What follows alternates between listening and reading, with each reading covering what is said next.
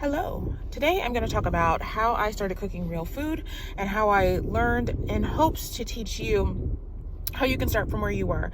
Now, a little bit about myself. I started cooking. I've always loved to cook, but like many of you, I grew up in a household and an environment where people were cooking out of packages.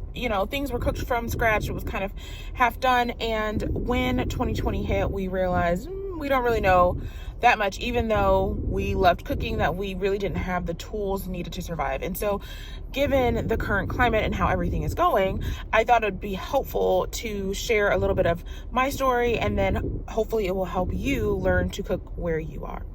I started getting serious about this when I lived in an apartment.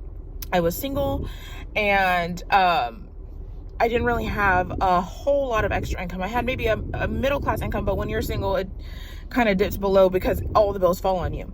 So I really had a limited experience. And one thing I learned about anything that I've ever wanted in life that seemed out of reach is to start with intention, because what starts happening is the universe starts coming to meet you where you are and providing the resources to you in ways you couldn't have predicted. So I would say start with intention. Start with, what do you want to do that you know right now? As you move, that desire will evolve. But right now, what do you want to do, even if it seems impossible? The next thing I did was I started looking around at what made me curious. So around that time, I started being attracted to blogs and vlogs of homesteaders or people who had a lot of land or people who were cooking from scratch. Even though it felt out of reach for me, it just was curious. It was a curiosity for me. And from there, I got a lot of ideas, because while I couldn't have their 10-acre farm and while I couldn't have their big old garden, I could make a dish, or sometimes the dish that they had, I would have an evolution of it in my mind. So I'd take what they started with and say, oh, what if we made this like this and this? Or especially being African American, we are known for seasoning our food, but what we don't realize is we do have kind of a monolithic, generally, okay, not everybody, but generally a monolithic diet, meaning it is very limited. And so there were other diets that in my family were white people food that I actually wanted to try. I had no taste profile for that in my mind. And so chicken gyros was one of them where I started making from scratch. And that was an interesting one because the recipes, were very bland, but I started finding things and layering things on that made it really delicious. And now it's one of my family's favorites. So I would say follow your curiosity, follow your joy. And it may not look how you think it's going to look. It may look like start watching YouTube videos that intrigue you, but feel like out of reach for you. And then whatever starts making you curious, or sometimes like Facebook will have recipes that'll roll down. And, oh, okay, that may be something that I can try, and then try it. As you start moving along and start doing one of these things, you start getting really excited about what you're doing. And in that excitement, you'll want to keep eating more. Plus, the meals you make are delicious. And so trust me, you will not want to go back. You will try to go back, because sometimes it's just easier to go back, but you'll be like, this was gross. I can't eat this anymore.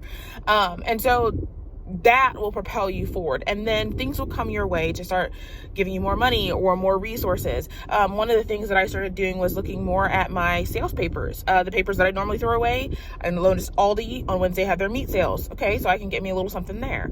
Because I started learning how to chop and freeze vegetables, I noticed that my local grocery stores would have certain deals on celery or on carrots, things that people would ignore and go bad except during Thanksgiving time. I was stocking up on and preserving during the year for cheap. So that's one way to just really get started. Another thing is to look at what you already have.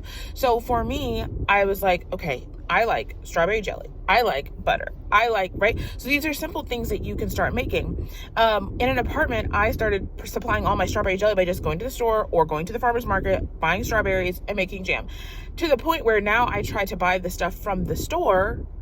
I don't like it. All the fillers on it, it tastes weird. I can't do it. So, you just start with that. And I want to say one thing. Your family and your friends may think that you're weird. They're going to think that you're doing too much, because at the time it's going to be doing something like when I learned to make butter, buying the $5 thing of cream when butter is $1. But see, now that butter is almost $5 itself, it makes a whole lot of sense to make the butter. But also, I had my sights higher. I knew at one point I was going to have the farm. I was going to have the things that I wanted. So these are crucial skills I need to learn. So this is something you need to follow your intuition on. You need to follow what you feel is right. And then if you don't know what that is, follow the curiosity or follow joy. I hope this helps. Have a great day. Bye.